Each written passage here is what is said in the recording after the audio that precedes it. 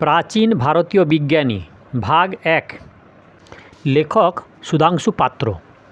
কাশীরাজ দিবদাস ধন্বন্তরী বানপ্রস্থই অবলম্বন করলেন। দীর্ঘদিন ধরে সংসারে তার মন টিকছিল না। তবু প্রজাদের প্রবল বাধায় একদিন বনে যেতে পারেননি। বিদায়কালে দলে দলে প্রজা, আত্মীয় স্বজন চোখের জলে তার চলার পথকে পিছল করে তুলল, কিন্তু আপন সিদ্ধান্তে তিনি রইলেন অটল। দণ্ড কমণ্ডল নিয়ে সেই যে এক বস্ত্রে বেরিয়ে গেলেন, আর ফিরলেন না। এরপর বনের ধারে স্রোতস্বিনী এক নদীর তীরে পর্ণকুটিরে তার বাস। উপরে অনন্ত আকাশ, নিম্নে শ্যামলা ধরিত্রী। এখানে রাজপথ নেই, নেই নগরের কোলাহল, স্বার্থ, হিংসা, দেশ হানাহানি। এখানকার বাসিন্দা যারা, তাদের ক্ষুধার অন্ন সংগ্রহের দুশ্চিন্তা নেই, চিকিৎসার জন্য ছুটোছুটি নেই, আত্মীয় স্বজনের জন্য নেই কোনো ব্যস্ততা। পুষ্পাভরণে ভূষিতা অরণ্যানি, পাখির কাকলি, নদীর কলতান, বন্য মৃগের চঞ্চল পদচারণা, ফলভার নম্র বৃক্ষরাজি মুগ্ধ করছে রাজাকে। তাই তো ভুলে গেছেন নিজের অতীত জীবন, রাজসিংহাসন, রাজবেশ ও রাজভোগের কথা। ক্ষুধা পেলে বনের ফলমূল খান, তৃষ্ণায় পান করেন নদীর জল। দিবস রজনী ধ্যান ধারণায় লিপ্ত থাকেন সেই পরম পুরুষকে অন্তরে উপলব্ধি করতে। আজ মনে হয় অদৃশ্য কোনো এক জাদুকরের মায়ায় দীর্ঘদিন সংসার কারাগারে বন্দী ছিলেন তিনি। তাই বন্ধন মুক্তির আনন্দ তার সারা দেহ মনে। এতদিনে অমৃতের সন্ধান পেয়ে সুখী তিনি, পরিপূর্ণ তিনি। একটি ইচ্ছা তার অপূর্ণ থেকে গেছে। সংসার জীবনে অষ্টাঙ্গ আয়ুর্বেদ শাস্ত্রে তিনি ছিলেন অভিজ্ঞ। এমন কোনো ব্যাধি ছিল না যা উপশম করা ছিল তার অসাধ্য। পৃথিবীতে তাই তিনি পরিচিত ছিলেন ধন্বন্তরী নামে। কিন্তু দুর্ভাগ্য তার, এত বড় মহান শাস্ত্রকে অর্পণ করার মতো কোনো যোগ্য পুরুষ তিনি খুঁজে পাননি। আপন সত্তাকে উত্তর পুরুষের মধ্যে সঞ্চারিত করে ধরাপৃষ্ঠ থেকে বিদায় নেওয়াই তো জীবের বৈশিষ্ট্য। দিবদাস তপস্যার দ্বারা হয়তো পরমগতি লাভ করতে সমর্থ হবেন, কিন্তু যে ধরার ধুলায় এতদিন লীলা খেলা করে গেলেন, সেখানে কি কোনো চিহ্ন রেখে যেতে পারবেন না? মাঝে মাঝে দীর্ঘশ্বাস পেলেন আর ভাবেন, অষ্টাঙ্গ আয়ুর্বেদ শাস্ত্র প্রচার বোধ করি ঈশ্বরের অভিপ্রেত নয়। একদিন বসন্ত সায়াহ্নে পুষ্পিত এক তরুতলে বসে ভাবছিলেন রাজা দিবদাস। নদীর কলতানের মধ্যে যেন ধ্বনিত হচ্ছিল জীবনের শেষ রাগিনীর সুর। প্রবহমান নদীর স্রোত বারবার অন্যমনস্ক করে দিচ্ছিল তাকে। হঠাৎ পায়ে কিসের যেন স্পর্শ অনুভব করলেন তিনি। মুহূর্তে ধ্যানভঙ্গ হলো তার। তাকিয়ে দেখলেন এক তরুণ ঋষিকুমার পদপ্রান্তে উপুড় হয়ে পড়ে আছে। বাহু প্রসারিত করে তুলে ধরলেন কুমারকে। ভারী সুন্দর সেই ঋষিকুমার। মস্তকের কেশগুচ্ছ চূড়ার মতো উপরের দিকে বাঁধা, প্রশস্ত ললাটে ত্রিপুণ্ডরকের রেখা, পরনে কষায় বস্ত্র, বর্ণ সুগৌর। তার ঘন কৃষ্ণ আয়ত চোখ দুটিতে অনাদিকালের জিজ্ঞাসা। প্রশ্ন করলেন, কী নাম তোমার সৌম্য? কী বা তোমার পরিচয়? সবিনয়ে জানালো তরুণ, আমি মহর্ষি বিশ্বামিত্র পুত্র সুশ্রুত। মহর্ষি বিশ্বামিত্রের পুত্র তুমি? আরও আশ্চর্য হলেন রাজা। বললেন, বলো পুত্র, আমি তোমার জন্য কি করতে পারি? হাত জোড়ো করে সুশ্রুত বললেন, শিক্ষার্থী আমি, গুরুর সন্ধানে পৃথিবী পর্যটন করেছি। আজ আমার পরম সৌভাগ্য যে আপনার দর্শন পেলাম। কৃপা করে আমার শিক্ষার ভার গ্রহণ করুন গুরুদেব। তরুণটিকে দেখে মুগ্ধ হয়েছিলেন দিবদাস। এক এক সময় তার মনে হতো ইচ্ছা তার অপূর্ণ থাকবে না। কে যেন বলতেন, দিবদাস, মানুষের সদিচ্ছা কোনোদিন অপূর্ণ থাকে না। তুমি একদিন না একদিন উপযুক্ত শিষ্যের সন্ধান পাবে। তাহলে বিশ্বামিত্র সুশ্রুতি কি হবে অষ্টাঙ্গ আয়ুর্বেদ শাস্ত্রের বাহক? শিষ্যকে একটু পরীক্ষা করতে চাইলেন দিবদাস। বললেন, বৎস, আমি বনবাসী। সংসারের সমস্ত বন্ধন ছিন্ন করে আমি পরম ব্রহ্মের পদতলে নিজেকে উৎসর্গ করেছি। তাই আর বিদ্যাচর্চায় আমার কোনো আগ্রহ নেই। নিজের অক্ষমতার জন্য আমায় ক্ষমা করো পুত্র। ম্লান মুখে বসে রইলেন সুশ্রুত। একসময় বললেন, আমার ইচ্ছা কি পূর্ণ হবে না গুরুদেব? আমি আপনাকেই যে মনে মনে গুরুদেব বরণ করেছি।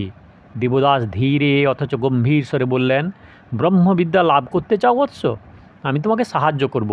তাছাড়া মহর্ষি বিশ্বামিত্রের পুত্র তুমি, তোমার নিশ্চিত জানা আছে ব্রহ্মবিদ্যা লাভই শ্রেষ্ঠ জ্ঞানার্জন। আমার মতে তুমি ভুল পথেই পা দিয়েছ।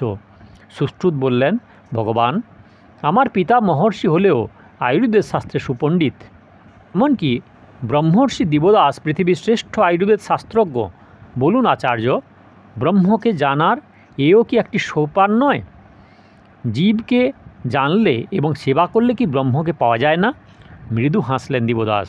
তারপর সুশ্রুতের মাথায় হাত রেখে বললেন, আমি অত্যন্ত প্রীত হয়েছি বৎস। আমার বিশ্বাস হচ্ছে তোমার দ্বারাই অষ্টাঙ্গ আয়ুর্বেদ শাস্ত্র পৃথিবীতে প্রচারিত হবে। শুভক্ষণে আরম্ভ হলো শিক্ষাদান কার্য। সারা জীবনের অতীত বিদ্যা গুরু দান করলেন তার প্রিয়তম শিষ্যকে। দীর্ঘদিন পরে শিক্ষা সমাপনান্তে গৃহে প্রত্যাবর্তন করলেন সুশ্রুত। সংহিতার আকারে লিপিবদ্ধ করলেন গুরুর উপদেশাবলী। সংহিতাটির নাম হলো সুশ্রুত সংহিতা। প্রাচীন ভারতের উন্নততম শল্য চিকিৎসা ও কায় চিকিৎসার এক উল্লেখযোগ্য নিদর্শন। কিন্তু কে এই দিবদাস ধন্বন্তরী, যার ঋণ বারবার স্বীকার করতেন সুশ্রুত? ঋগ্বেদে একজন দিবদাসের নাম পাওয়া যায়, তিনি ধন্বন্তরী আখ্যা পেয়েছিলেন। তবে সুশ্রুত বর্ণিত কবিরাজ দিবদাস ধন্বন্তরী এবং ঋগ্বেদোক্ত দিবদাস ধন্বন্তরী একই ব্যক্তি কিনা সে বিষয়ে সন্দেহ আছে। কোনো কোনো পুরাণে আছে বৈদ্য ধন্বন্তরী পিতার নাম ঋষি দীর্ঘতমা এবং পিতামহের নাম সৌনিক। কিন্তু এমনও কিছু পুরাণ আছে যেখানে দিবদাস এবং ধন্বন্তরীকে এক ব্যক্তি বলে ধরা হয়নি। বিষ্ণু পুরাণ, কৌশিতকী ব্রাহ্মণ, হরিবংশ প্রভৃতির মতে বৈদ্য ধন্বন্তরী কাশী রাজবংশে জন্মগ্রহণ করেছিলেন। তাই অনেকের অনুমান সাধারণ চিকিৎসাশাস্ত্রবিদ ধন্বন্তরী কাশী রাজবংশ সম্ভূত।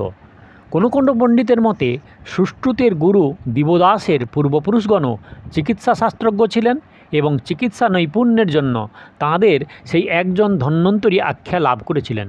সেই থেকে ধন্বন্তরী এদের কৌশল পদবী এবং চিকিৎসাশাস্ত্র বংশের অবশ্য শিক্ষণীয় ছিল। দিবদাস ধন্বন্তরী বংশের অধস্তন কোনো এক পুরুষ, তবে জ্ঞানের গভীরতায় পূর্বপুরুষদের ছাড়িয়ে গিয়েছিলেন সে বিষয়ে সন্দেহ নেই। অনেক প্রাচীন সাহিত্য ধন্বন্তরীকে দৈব বৈদ্য বলে চিহ্নিত করা হয়েছে। রামায়ণে আছে দ্বিতীয় অদিতির পুত্রগণের ক্ষীরোদসাগর মন্থনকালে উত্থিত 14টি প্রতীকের একটি রূপে আবির্ভূত হয়েছিলেন এই দিব্য জ্যোতির্ময় পুরুষ। তার এক হাতে ছিল দণ্ড, অপর হাতে কমণ্ডল। বিষ্ণু পুরাণের মতে তাঁরই কমণ্ডলিতে ছিল অমৃত। ইনিই বৈদ্য ধন্বন্তরী। বলা হয়েছে তিনি নারায়ণের অবতার, সর্ববেদে অধিকারী এবং মন্ত্রতন্ত্র বিশারদ। শিব শিষ্য তিনি অশ্বিনী কুমারের 3 কন্যাকে বিবাহ করেন এবং 14টি সন্তানের জনক হন। আদি বৈদ্য সুশ্রুতের মানসগুরু মনুসংহিতার যে কজন নিত্য উপাস্য দেবদেবীর কথা বলা হয়েছে তাঁদের মধ্যে তার নাম বাদ পড়েনি। বেদে ধন্বন্তরী উল্লেখ থাকলেও সমুদ্র মন্থনের কথা নেই। অতি প্রাচীনকাল থেকে ভারতীয় চিকিৎসাশাস্ত্রে 2টি সম্প্রদায় ছিল। একটি মহর্ষি আত্রেয় প্রবর্তিত আত্রেয় সম্প্রদায়, চরক যার শিষ্য সেই অগ্নিবেশের গুরু আত্রেয়। জীবকের গুরু বৌদ্ধ আত্রেয় নয়। অপরটি ধন্বন্তরী প্রবর্তিত ধন্বন্তরী সম্প্রদায়। আত্রেয় সম্প্রদায় মূলত কায় চিকিৎসাকে প্রাধান্য দিয়েছিল এবং ধন্বন্তরী সম্প্রদায় দিয়েছিল শল্য চিকিৎসাকে। প্রথম সম্প্রদায় ধারক ও বাহক অগ্নিবেশ, ভেল, যতুকর্ণ, পরাশর, হারিত, খারপাণি প্রভৃতি ঋষি। দ্বিতীয় সম্প্রদায়ের সুশ্রুত, ভোজ, বৈতরণ প্রভৃতি। এরা সবাই কাশীরাজ দিবদাসের শিষ্য। আয়ুর্বেদের বৃদ্ধত্রয়ী হলেন আত্রেয়, সুশ্রুত ও ভাগবত। সুপ্রাচীন অষ্টাঙ্গ সংগ্রহ ও অষ্টাঙ্গ হৃদয় সংহিতা ভাগবতের রচনা। যাই হোক, পরবর্তীকালে আবার একাধিক ব্যক্তি ধন্বন্তরী আখ্যা লাভ করেছিলেন। অর্থাৎ চিকিৎসাক্ষেত্রে যাঁরাই বিশেষ নৈপুণ্য দেখাতে পেরেছেন তাঁরাই ধন্বন্তরী। বিক্রমাদিত্যের নবরত্ন সভায় একজন রত্ন ছিলেন চিকিৎসক ধন্বন্তরী। এঁরা কোনো কোনো ক্ষেত্রে মৃতেরও প্রাণদান করতে পারতেন। পুরাণে দেববৈদ্য ধন্বন্তরীর সঙ্গে সর্পদেবী মনসার এক দীর্ঘকালব্যাপী যুদ্ধের উল্লেখ রয়েছে। প্রাচীন চিকিৎসাবিদ্যার সঙ্গে জাদুবিদ্যার ঘনিষ্ঠতা নির্দেশ করাই উপাখ্যানটির মূল লক্ষ্য মনে হয়। সেই অর্থেই মনে হয় মনসামঙ্গল কাব্যে চাঁদের পরম মিত্র শঙ্কুর গাণ্ডুরীকে বলা হয়েছে ধন্বন্তরী।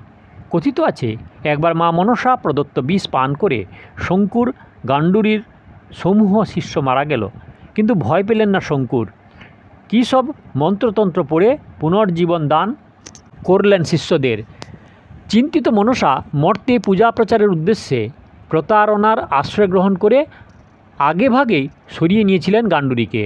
কারণ মনসা ধরে নিয়েছিলেন পুত্রদের মৃত্যু হলে চাঁদ বাধ্য হয়ে মনসার পুজো করে পুত্রদের ফেরত চাইবেন। কিন্তু ধন্বন্তরী শঙ্কুর গান্ডুরি থাকলে সে আশা নেই, এমন অলৌকিক ক্ষমতা ছিল বলেই গান্ডুরি ধন্বন্তরী। ধন্বন্তরী নাম এখন প্রবচনে পরিণত হয়েছে। কোনো চিকিৎসকের প্রশংসা করতে গিয়ে আমরা ধন্বন্তরী শব্দটি ব্যবহার করি। ইতিহাসের অন্ধকার পৃষ্ঠা থেকে ধন্বন্তরীর প্রকৃত পরিচয় আজ আর উদ্ধার করা সম্ভব নয়।